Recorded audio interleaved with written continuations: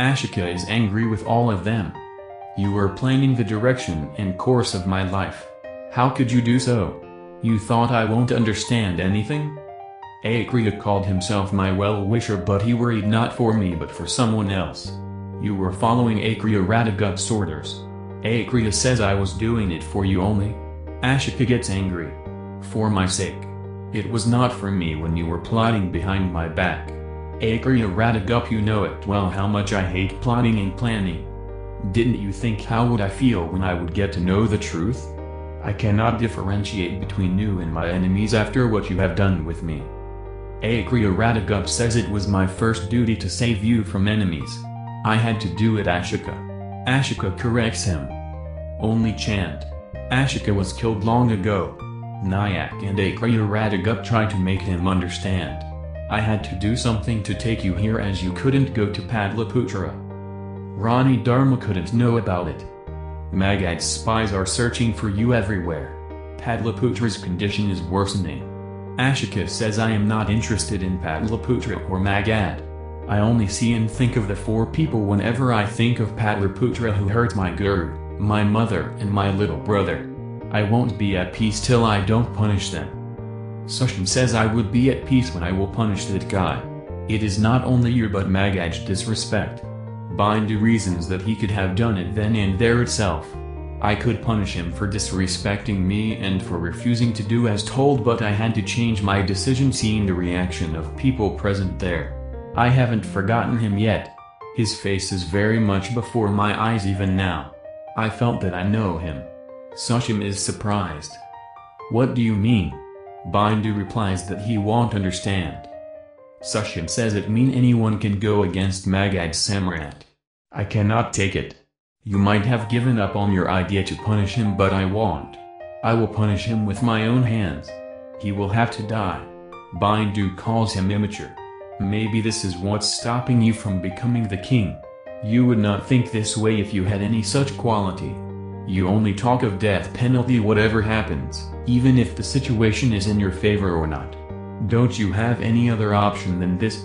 No, this again proves today that you are not fit enough to be a king. You neither have pity nor patience nor the thinking that is required to be my successor. You won't do anything to him, chant. Sushim insists. I will punish the chant. Your saying yes or no won't change anything. Bindu slaps him. Remember that I am not just your father but Magad Samrat too. I have the right to take a decision. I will decide what will happen when and how. If you try to go against me, then I will think of it as your rebellion. I have punished one son already. I won't mind punishing the other two. Get this thought out of your head.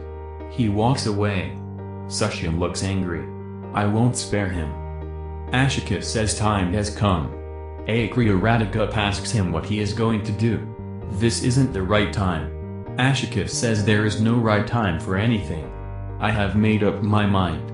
This is the right time. Akriya Radhagup warns him that he is only going to repeat the mistake that he did 10 years ago.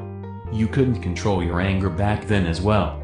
You won't be able to fulfill Akriya Chanakya's dream of united India this way. Ashoka reasons that you have to clean the land you want to sow something in. I am going to do that only. No one can stop me now, not even you. He goes. Akriya Radhagup, Akriya and Nayak look on. Mahamatiya tells Sushim to calm down. Samrat is angry and upset from that incident. You should not try to aggravate it. Sushim angrily asks him if he will stop him. He holds Mahamatiya's neck angrily. I will end this game tonight itself. Before my old father finds out that that chant only is Ashoka, I will kill him.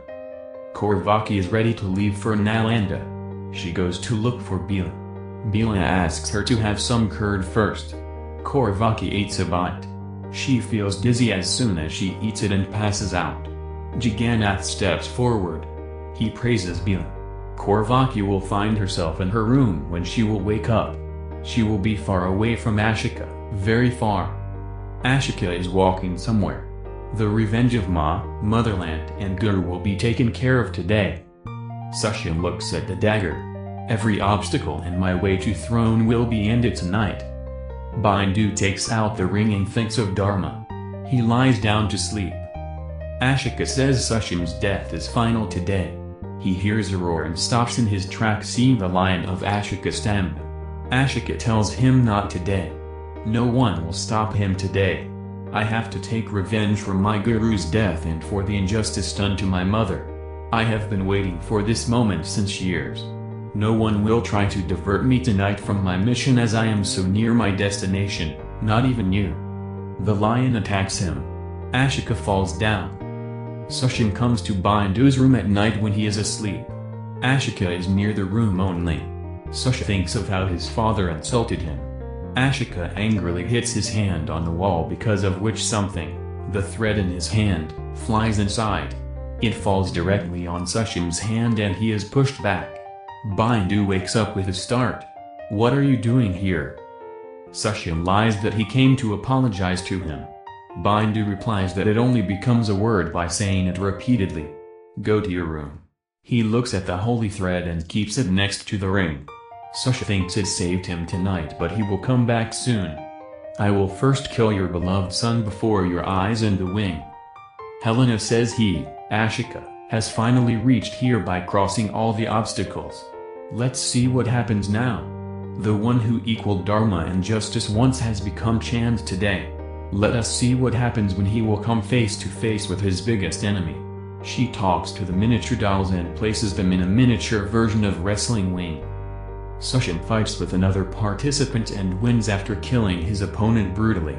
Bindu is watching it and Charu joins them too. Mahamadya announces Sushim as the winner. People cheer for him.